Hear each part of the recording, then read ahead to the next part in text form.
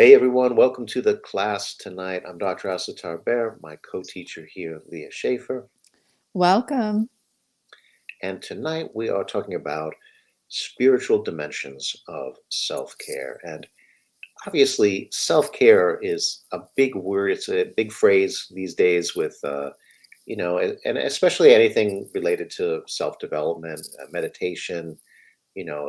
This phrase comes up. And I just thought, with meditation, we think a lot about what is the self? What is that? And what does it really mean to care for the self? So I thought we would explore it.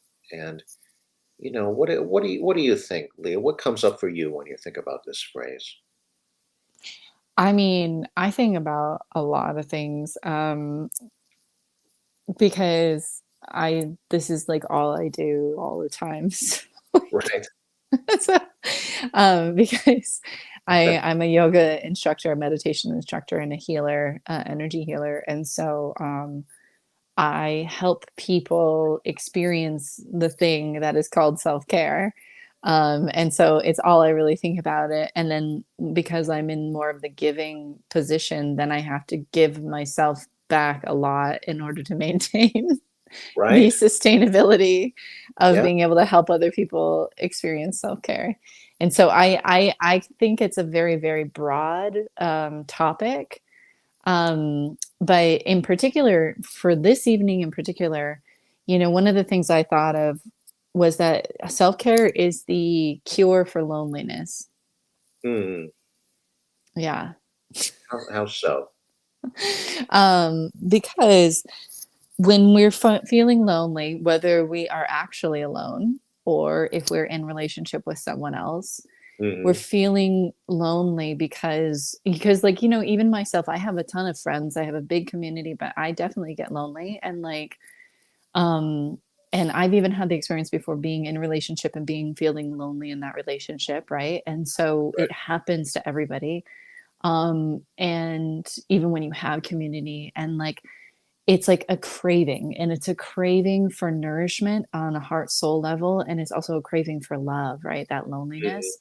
And when you are engaged in self care in a way that's actually true and authentic to you, it's like basically turning, like, instead of trying to get that validation from other people, it's turning that and inverting it into yourself, becoming your own best friend. And like it's almost like romancing yourself, or like courting yourself in a way, like you're truly doing the things that make you happy, and you're truly showing yourself that you're worth it, and you're truly showing yourself love, and all of that is like, oh yeah, like life is good, Hmm. like actually this is pretty fun. And there's something about that it just fills you up. And so then suddenly, I don't know, I just feel like then you feel connected again. It's like you're either connected to your true self or you're connected to other people more easily, and it dissipates all of that separation, that feeling of separation. Wow, that's a lovely description. I think, we are surrounded so much by this culture of mastery that we're in that says we always have to be working, always have to be grinding, Yeah. that that we um that we kind of say like, okay, I have to earn it, like if I rest, I have to have earned that rest, right? Or, you know, that I can't love myself unless I've really earned, unless I've done something really that's worth it, right? I have to earn that self-love, that Yeah. self-care. And of course, this is not how it works, right? No one earns love. It's not the in the same universe, right? But don't we try every single day? Like well, I think it's a kind of dysfunction when we do this, right? When Yeah. when we try to say like, "Oh, if only I'm good, then I'll be loved," you know? If I Well, don't mess up, I mean, I feel like this yeah. is an aspect of my own Oh, personal for sure. Me too. Yeah. No, I mean, I'm always like, how can I be better so that I can uh, so that and I people think love me? I think there's a good part of that, there's a part of Yeah. that where you're like, "I want to be the best, I wanna unfold my potential," right? I want there's a longing that we all have for that. But there's also a kind of dysfunctional part of that, right? Where we say like, "Oh, if I'm just good, then, no one will leave me, or I won't be vulnerable, I won't be alone," And Yeah. that part's not true, you know? Right. No, that's not true. And And, you speaking of know, not being alone, our friend Shakur is here. Good to see you. hello, hello, Shakur. For joining us. Um, yeah, but like I feel like the self care, like a lot of time, what I think about when I hear that word, I think of like a spa day, like getting Right. massage It has the and tendency to become kind of materialistic, right? Or to be about consumption and, well, I don't think there's anything wrong with that, like I love a good spa day, but right, but like at the same time I think of it more too these days I think of it more too as very proactive actions. So like there's this like it depends on your personality too because like there's my friend certain friends of mine, they cannot stop, they have no off button, and like they actually do need rest, and they can't like get themselves to rest versus myself, like I might tend more towards self neglect, right? And so mm, like where I'm not cooking enough for myself or I'm not doing that, and so then I need to be active in my self-care, I need to buy the groceries and then actually cook them, right? right. And that doesn't feel like self-care all the time, sometimes that feels like I'm having to do chores, but it's Yeah, not though. It's like me nourishing myself, and so totally. it's really one of those things that you have to know yourself to know how to care for yourself. You have to know what you need. Right. I mean, I Yeah. think we can definitely say it self-care does not always look like resting or doing nothing necessarily, right? It could be that, Right. but it depends, right? It depends like, well, what is your self calling for? Yeah. What is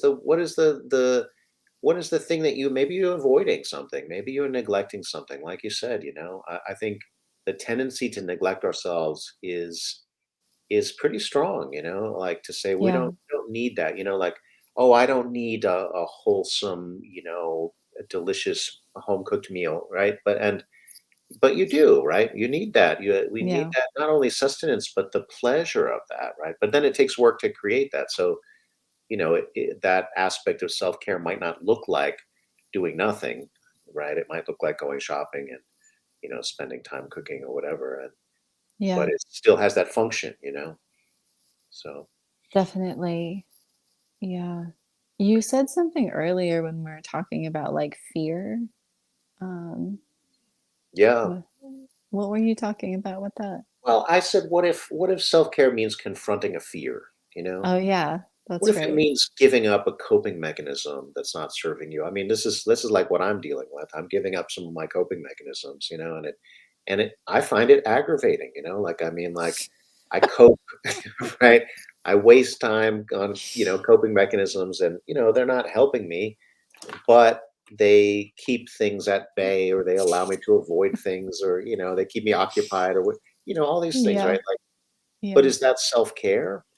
Yeah. I mean, nobody else can judge you from the outside, right? You have to sort of judge yourself and be honest, right? And Hmm. so, and things can change too, right? There may be a certain Yeah. amount of coping that one needs to do, but like at a certain point, it's like have the courage to say, okay, that's not serving me anymore. Yeah. And if it's a habit, I'm going to break it, even if it's hard to break it. And you know, Well, it reminds me, so we're kind of saying like, oh wow, there's so many different facets of this topic, right? But yeah, it reminds me, like circling back to like what are the spiritual dynamics of self-care? And it's almost like be like what is it that allows you to be more alive? What is it that allows you to become yeah, more yourself, right? right. What is it that allows the spirit to flow, to feel connected, to feel the inner nature of the spirit, which is unlimited, infinite, Mhm. perfect.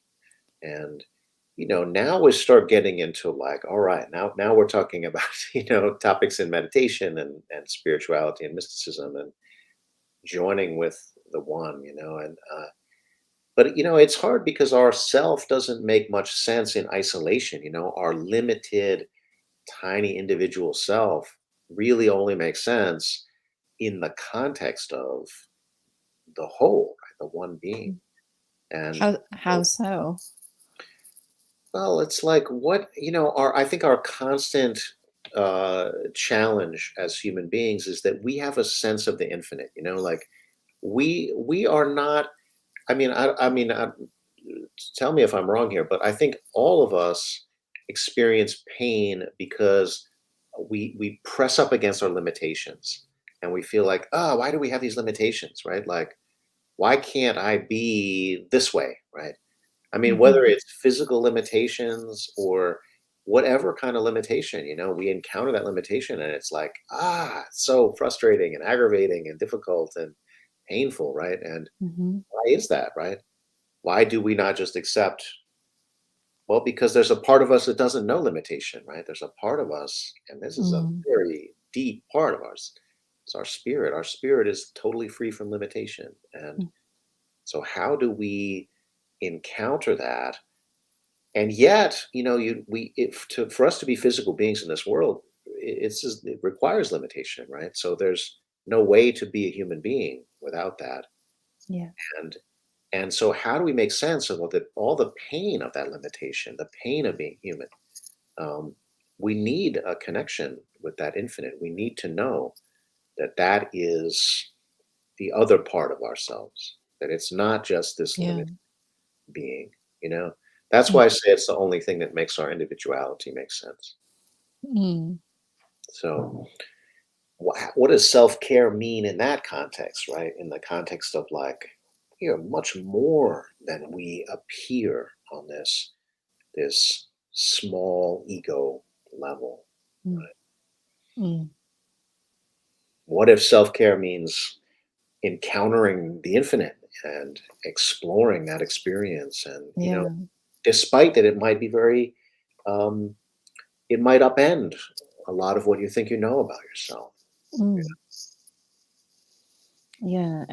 Yeah, it's so interesting. It's like it's really meant to like reconnect. It feels like these practices of self-care are just really meant to reconnect us with our true self, like you're talking about. And that's Yeah, such a beautiful way of looking at it because then it doesn't become a chore or then it doesn't become fluffy. It's more like, and on the smaller level, you have to know what you need. You know what I mean? Like, so because some of us, I'd say a lot of us we don't really know what we need, you know what I mean? Like, or we're not in tune with our heart enough to know what we really need. Like, I might think like might mentally have a lot of desires, but I don't necessarily know what I need. Do you know what I mean? right. Like, like when if I was like scrolling through Instagram or there's like a certain like addiction pattern with that kind of thing. Like where it's is it actually nourishing me? Is it actually helping me rest? Do you know? Or Right. is it just my mind being tricked with like little dopamine like, Mm. reactions?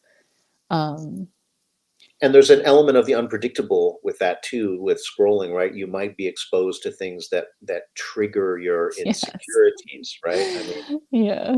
probably are, Yeah. honestly, right? You're probably gonna be Yeah. triggered. You're probably gonna find somebody who's doing something that you wish you were better Mm. at, you know?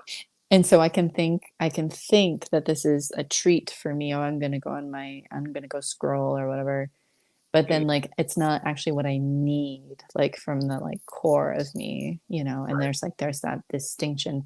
And I feel like a lot of us don't even necessarily know what we need or we're not in touch with that, especially with the kind of pressures that we have on us all the time and the influences we have in our day and age. Yeah, absolutely, right? So, I think a part of that, and maybe it's a first step for a lot of people. I mean, it's gonna depend, right? But like a first step might be, let's just create a little space between, all of this, right? All of this chatter, all of the noise, so that we find out, what is it that we need, you know? I mean, I often do this. I often am like overwhelmed. I don't know what to do. What is the best thing to do?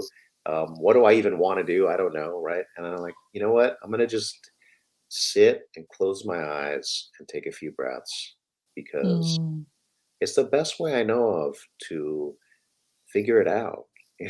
And it yeah. doesn't need to take a long time. You know? Yeah. All this talk of self-care, I think what I really need is a vacation. Sometimes that's what we didn't realize, right? I've been realizing that all day today. Okay, so, let's go ahead and meditate. Asatar, do you wanna go first or second? We didn't Um, talk about that. we didn't talk about that, did we? Yeah. No, What would you like? I don't actually care. That's why I was asking. All right, I'll go first then. Okay. Okay. All right, well, so go ahead and take your meditation posture. And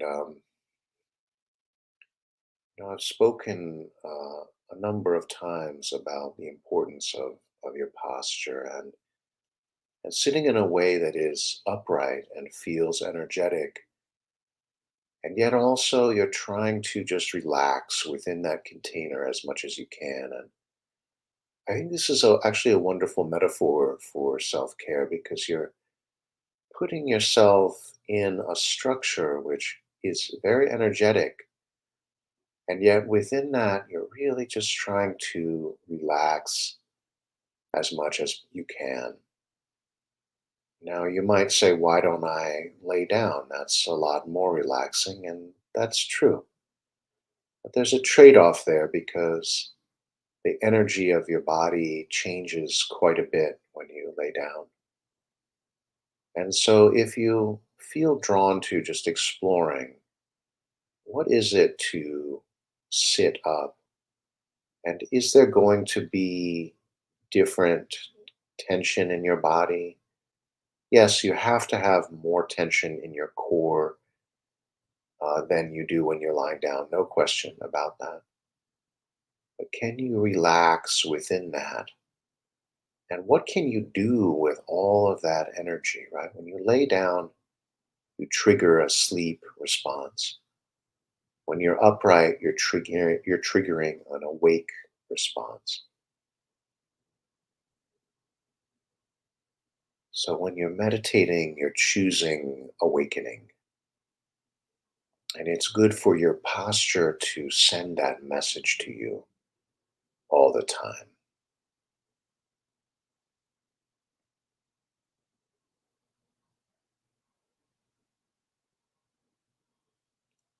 And then you tune into your breath. Notice that you're breathing and bring the breath down deep into your belly. Allow your belly to just expand as you breathe in. And as you breathe out, your belly contracts and bring your belly button toward your spine.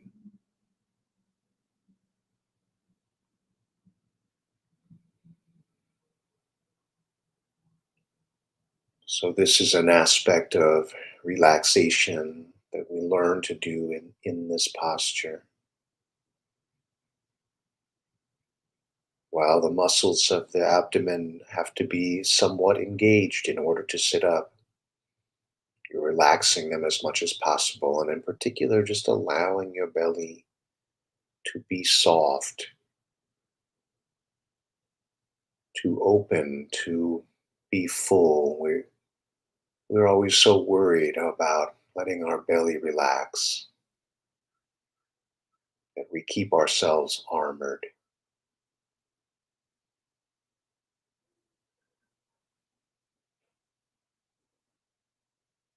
Maybe just say to yourself, say to your belly, you're safe here. You can relax, you can open, you can take in the breath, you can let down that armor,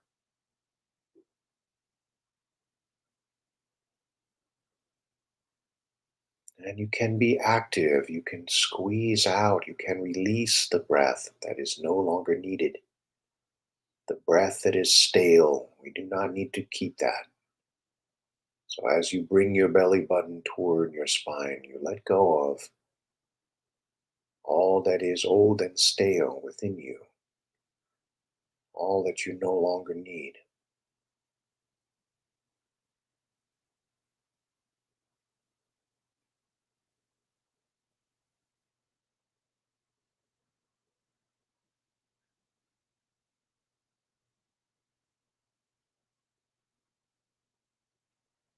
And now you work on making the breath smooth, making it slow and smooth.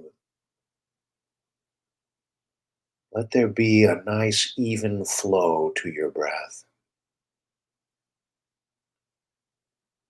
You slow the breath by breathing out more and breathing in more. And when you breathe out more, as you contract your belly, there's a tendency to want to let the breath rush in as you turn toward the inhale. So try not to do that. Just keep a nice, smooth, even flow of breath, making your breath deep, slow, and smooth.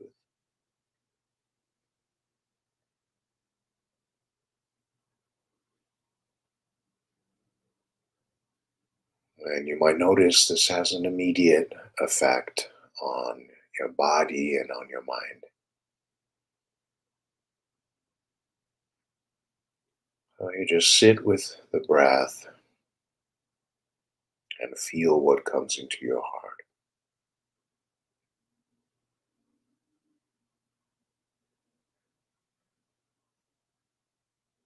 And ask yourself the question, what care can I give myself?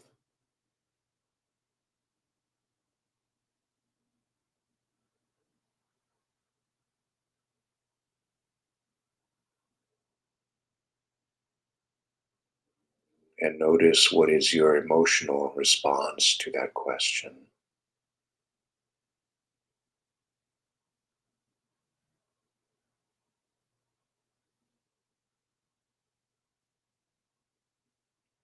For me, because of my childhood, my history, I have often struggled with feeling unworthy, feeling like I don't deserve that love, that self love.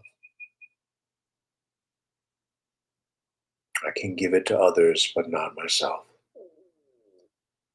And so when I ask the question, how can I care for myself in this moment?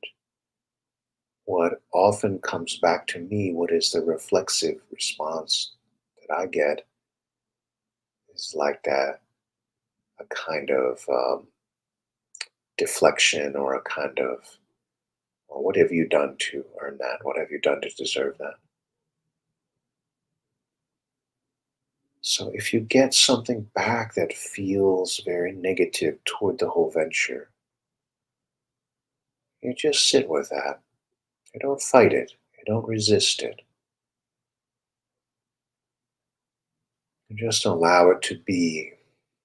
And one thing that I have found helpful in working with this kind of negative self talk is just to ask the question, would I say that ever to someone that I cared about?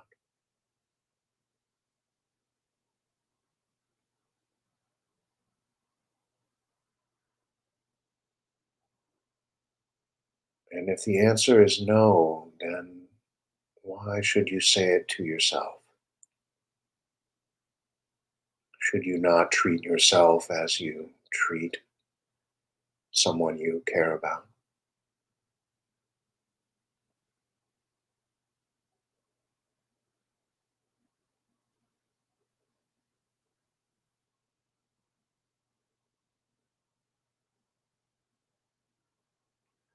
And now continue to develop the breath and really feel like you are taking in breath, not through your nostrils, that's the air part, but the energy part of the breath. Feel that you are taking that in directly to your heart so that the energy of your breath fills your heart on the inhalation and on the exhalation radiates forth, suffusing your body, your mind, your heart, your soul.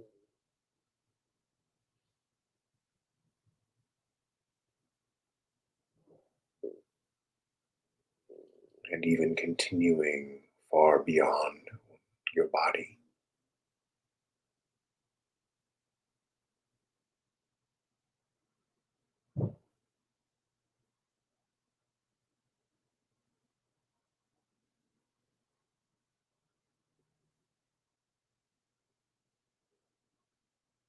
And if you can, feel your heart beating, tune into the beating of your heart, and breathe in for the same number of beats as you breathe out.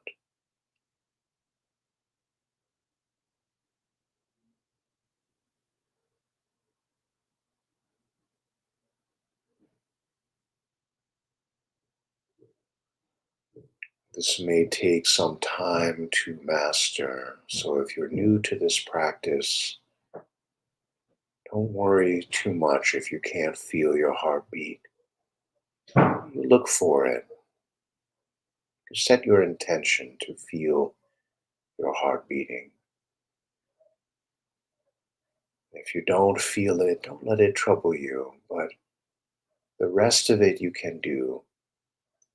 Feel that it is your heart that is breathing. Take in energy into your heart as you breathe in. And as you breathe out, radiate that energy throughout yourself.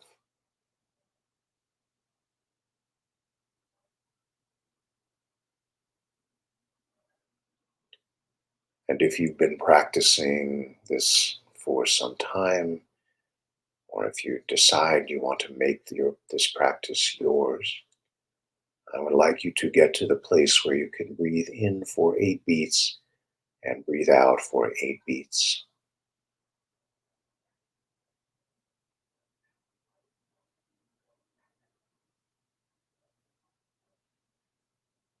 And as you breathe, continue to develop the breath, and particularly working on the fullness of the breath. Make your breath bigger. Make the flow of your breath bigger. Even if you maintain the same breath rhythm, you can enhance the flow of breath so that the amount that you breathe in is greater, the amount that you breathe out is greater.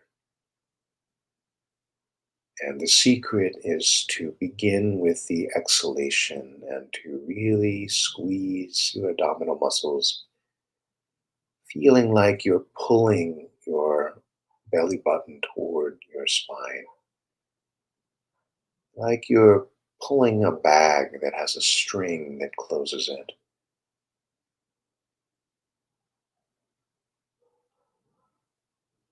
Discarding that stale breath that is no longer needed, clearing the way for a suffusion of new breath.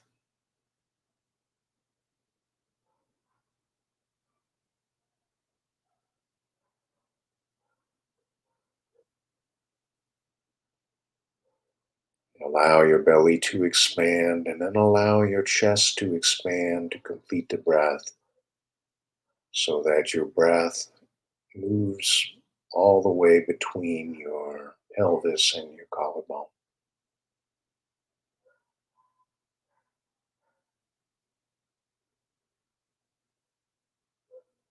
It should feel like you're taking a much bigger and far, far slower breath than you normally take.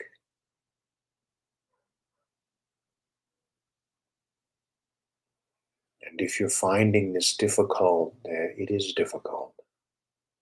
You're experiencing that accurately. It's very difficult to retrain your breath.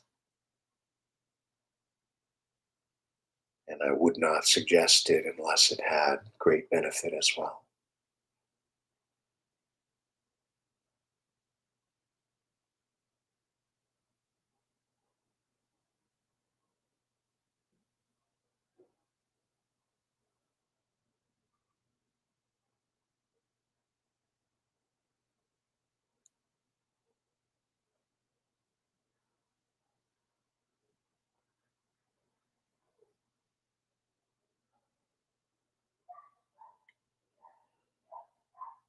Breathing in, open yourself to that endless rejuvenation, that endless replenishment of energy. Fill your heart with that endless light, that endless love.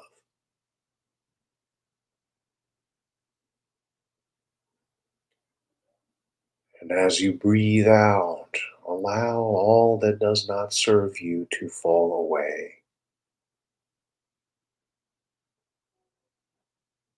And if you encounter barriers and limitations, just allow your breath to expand against those barriers.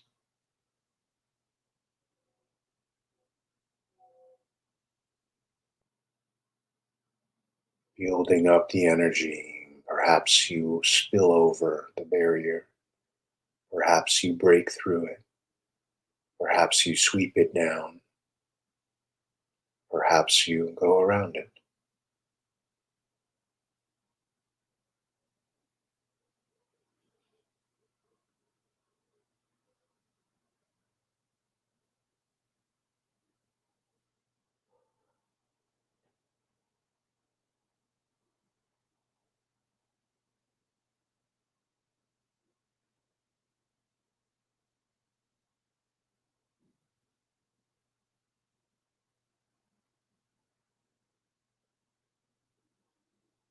When you breathe into your heart in this manner, your heart comes alive and you will encounter your heart's longing.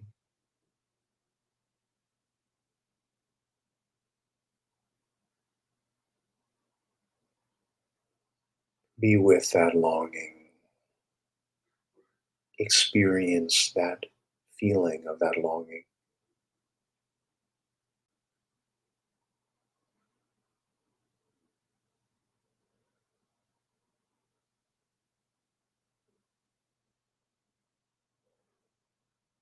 Try to resist the temptation to label and categorize and make inferences on the basis of what you're feeling, but rather just feel it. Feel it as deeply as you can.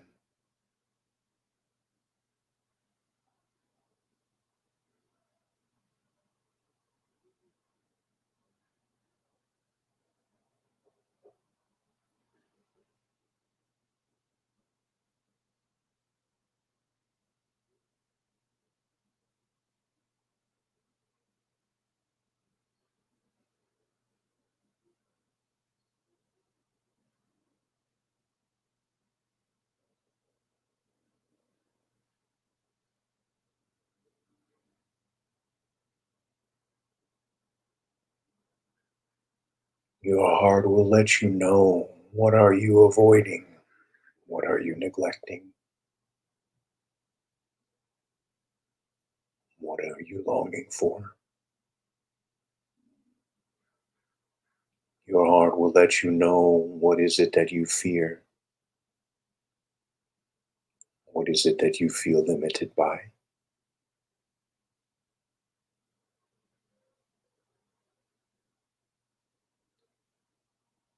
And these are all important things to pay attention to learn from.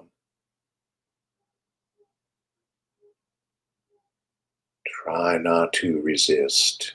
We have a tendency to resist the truth when we don't like it. We want to deny it and fight against it, but try not to do that. Try to say, whatever is in my heart, whatever comes from my heart during this sacred practice, I will take with the utmost seriousness. I will learn from with the greatest sincerity.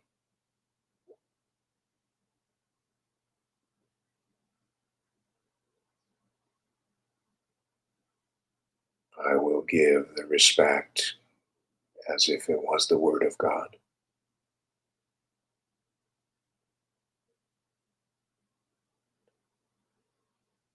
For how else should God speak to us but through our own hearts?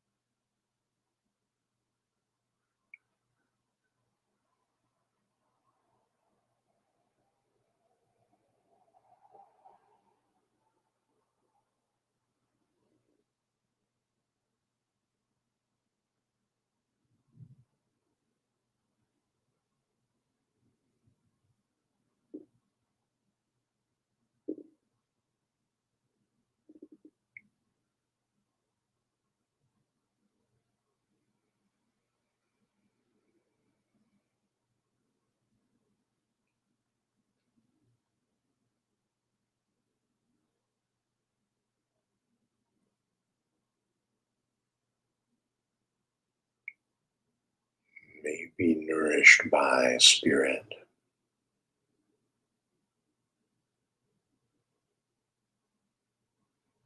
May you be filled with love and light.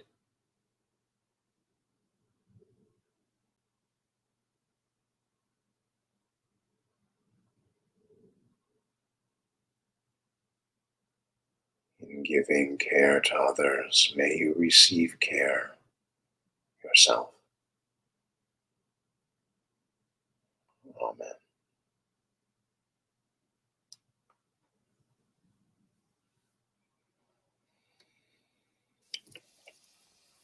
Mm.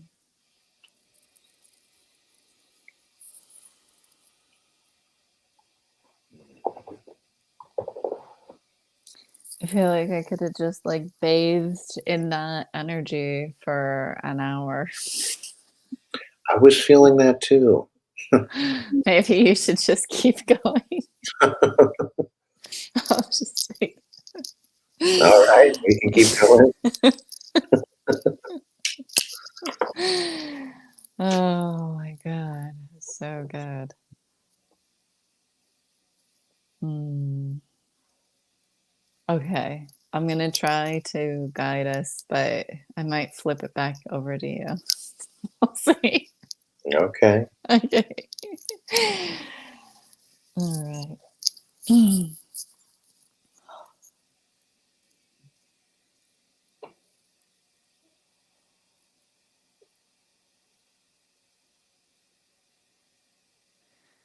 Allow ourselves to bask in the energy of our heart that Asatar has guided us toward tonight.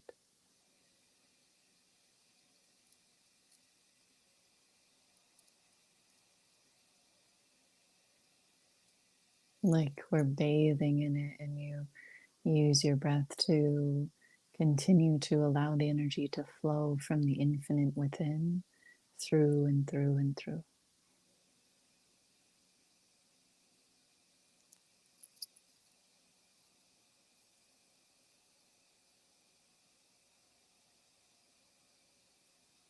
You want to see how far can it go. Like for some of us, we're just going to be allowing it to move through our hearts more. Like the front, the back, the sides of your heart.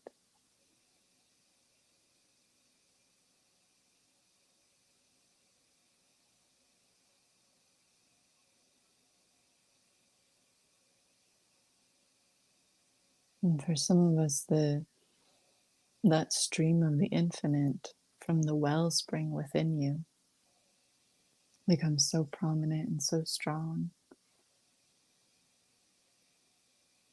And it can rise and rise and rise up.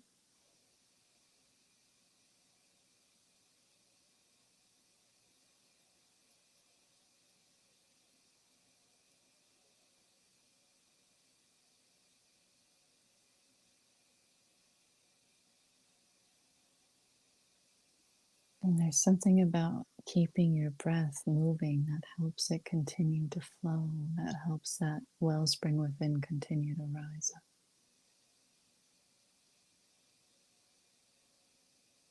So you use your breath.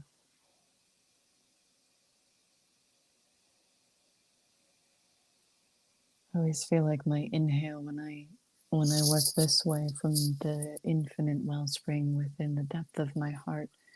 When I work that way, it feels like when I inhale that I'm pulling that fountain, I'm pulling from that infinite space within, drawing from it.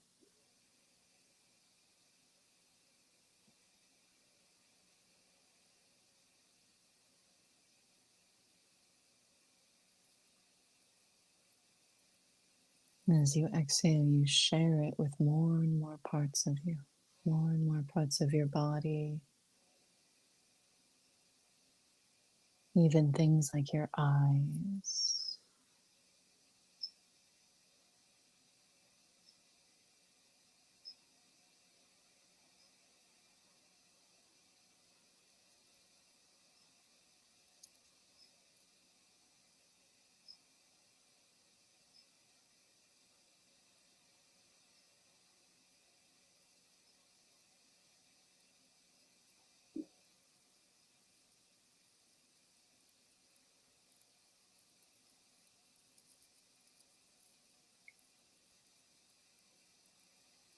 Use your heartbeat as this reminder that you are yourself.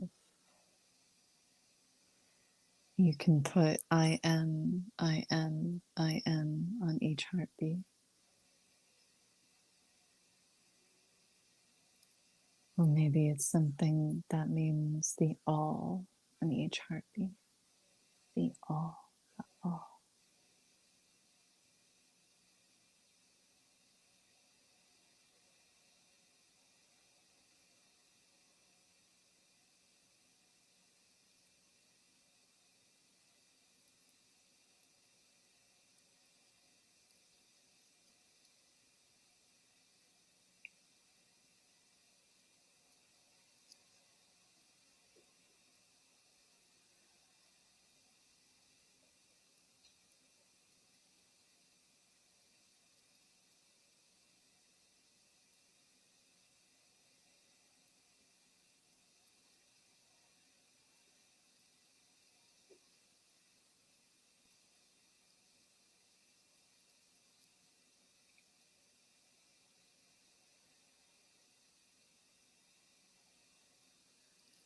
I've been performing energy healings and they've been really profound. It's hard for me to believe the amount of trauma that I'm helping people to work out of their system simply by using the energies and by calling on beings that are bigger than me. So these beings can be prophets, saints, sages, mystics, angels. They can be elemental energies. They can be archetypal energies, deities, all the above.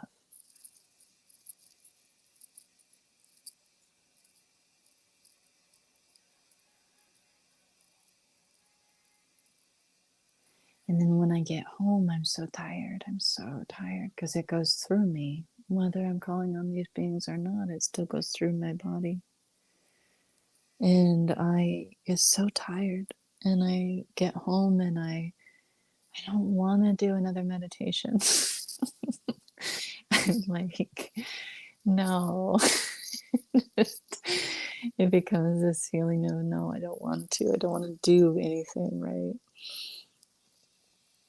And then it becomes something that I call willful neglect.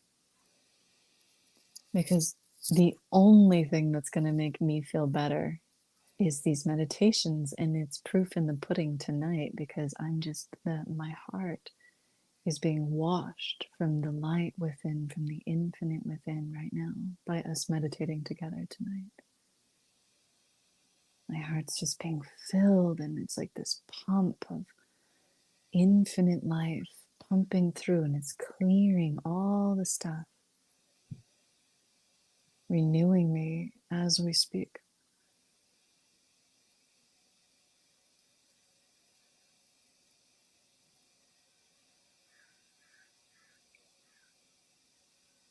But I usually willfully neglect. I usually say, no, I'm gonna just watch TV or whatever.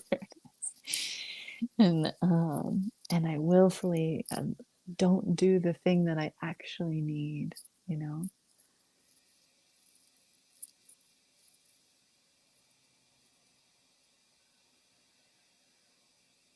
And so I want to encourage you that in your meditations in particular, it's not just you and your nose. You're calling on powerful forces.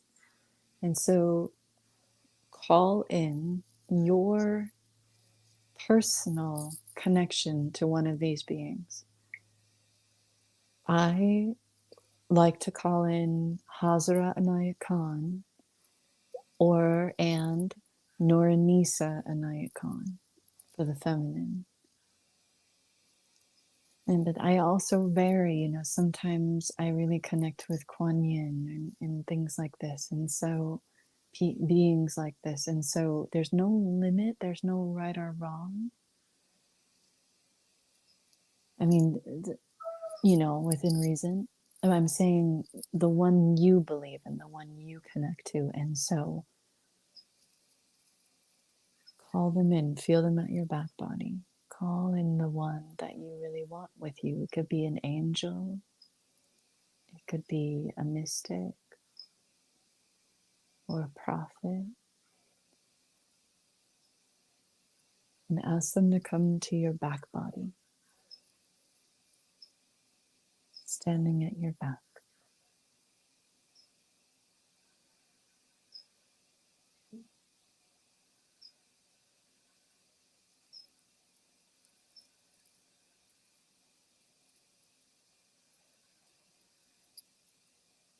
Because you need care too.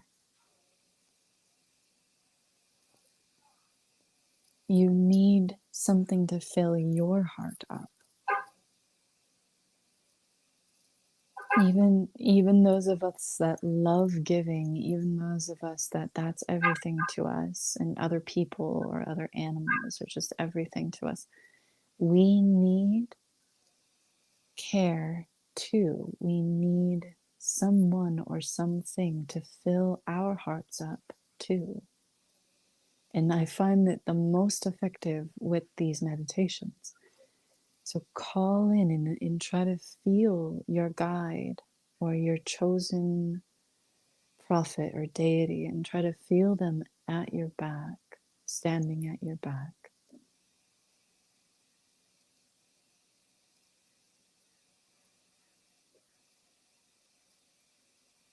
Oh, it's such a miracle. Like, it's just, they're right there. They're right there.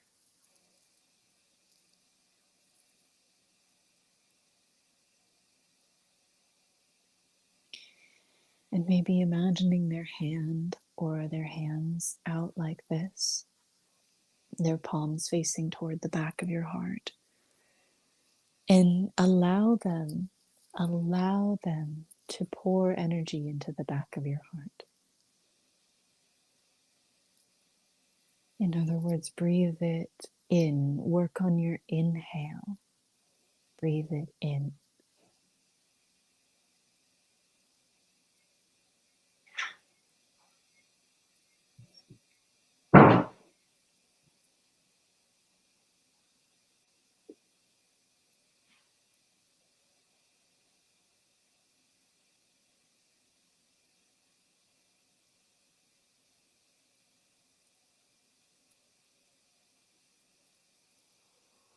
Let it just wash through the stuff, like the heavy stuff or the tiredness or the fatigue.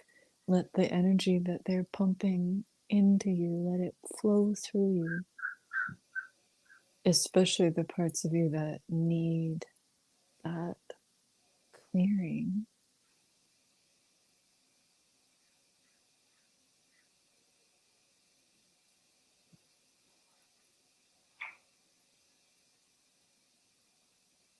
Okay. Soften your jaw, like soften so that you can receive more.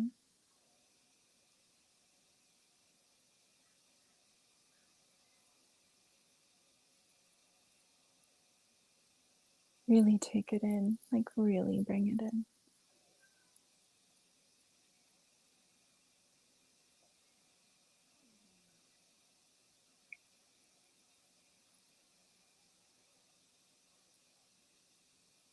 Let it clear your stuff. Let it clear the depth of your heart.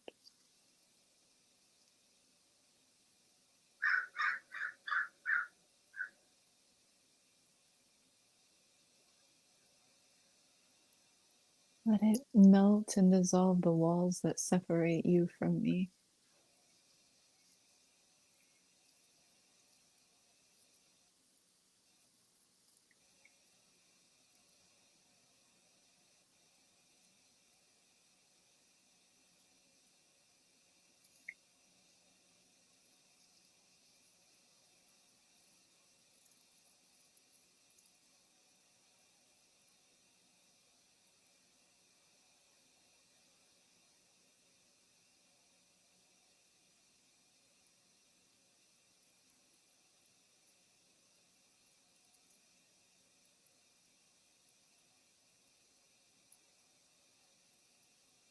filling you more, filling your heart more and more with the light.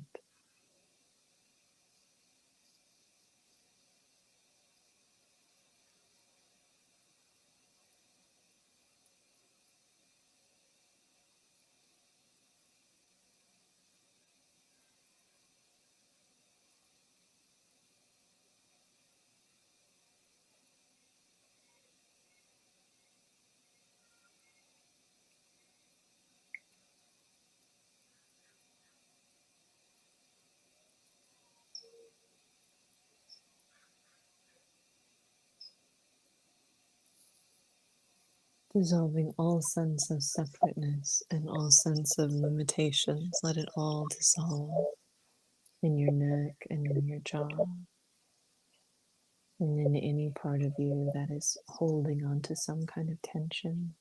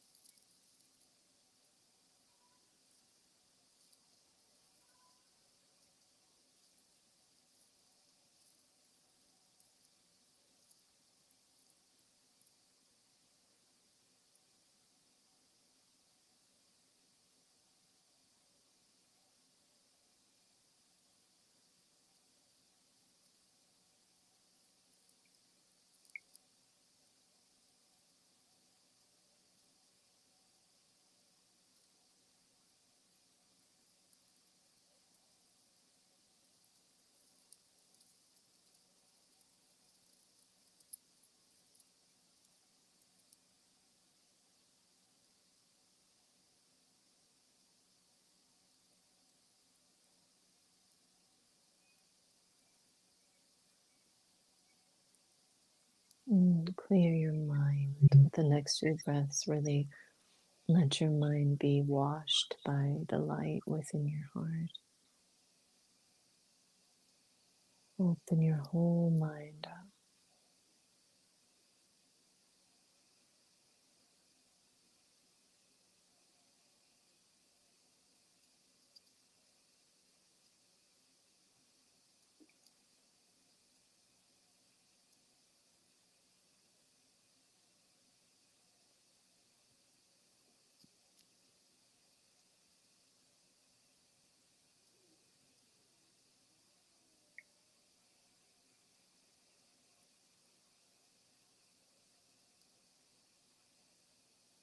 Bathing in the presence of the one life, bathing in the presence of the line you've chosen to be a part of, the line of spiritual connection that you've chosen to connect to, your willful path.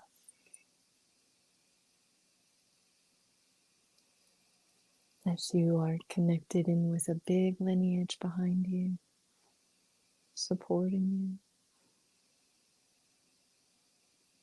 Let their support in.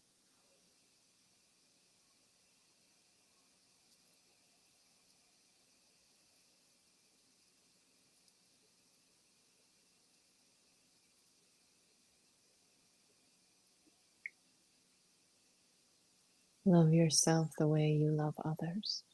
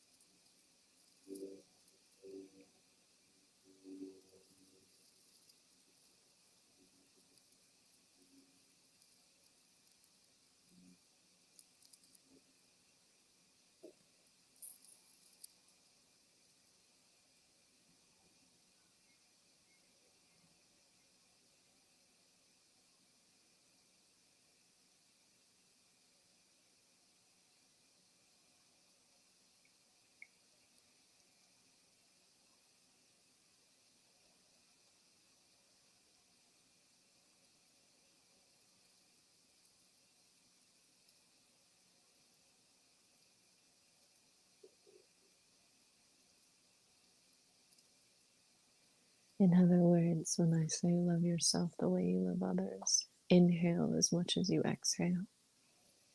Inhale, take it in. Take in the spiritual inspiration or the love that you give out so easily. Actively take it in.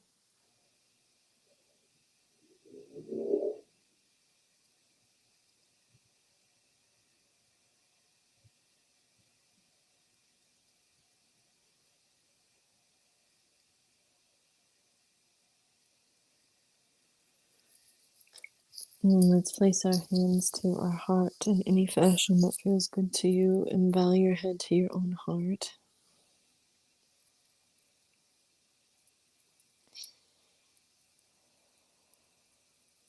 In deep reverence to yourself.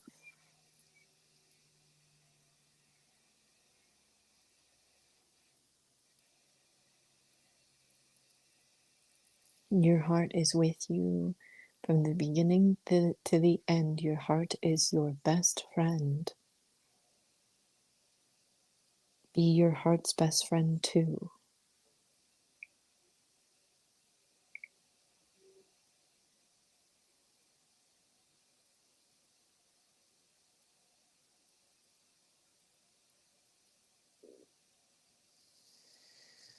All right. When you're ready, move your body and open up your eyes. Mm.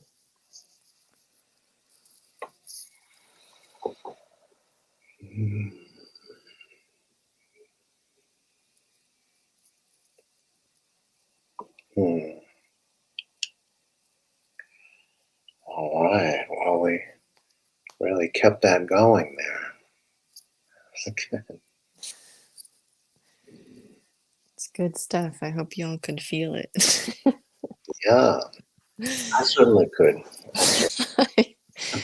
I was like, I think AQ was helping us, helping me anyway. Somebody was helping me. Maybe it was All right. Avatar. We're never alone in this, you know. I mean, that's the No. right. There's always someone helping. Mm, You know, mm, yeah. energy attracts energy. You know, so whether that being is known to us or unknown, but Mm, as I think you said very well, you know, call the name of the one that you feel close to, the one that you feel inspires you. You know, that makes it work all the stronger. I yeah. appreciate that reminder. You know, that's it's a shortcut. It's something that makes the practice more powerful. We're Yeah. using the efforts of those many beings who have come before. Yeah. That's exactly it. Is like actually feeling the presence of the teacher, the presence of the guide, and in my case, tonight Hazara Anayat Khan Murshid, Yeah. and like really feeling that and really actively taking it into the back of our heart. Well, thank you all for being with us this evening, and we'll Mm, be back next week. So, if anyone has questions or things they'd like to see us address, please let us know. And if you'd like to mm, support the show, please go to the Patreon link mm, in the description. And thank you to all those who contribute. We really appreciate it. And mm-hmm, keep on practicing. Have a good evening. mm-hmm. Take good care of yourself.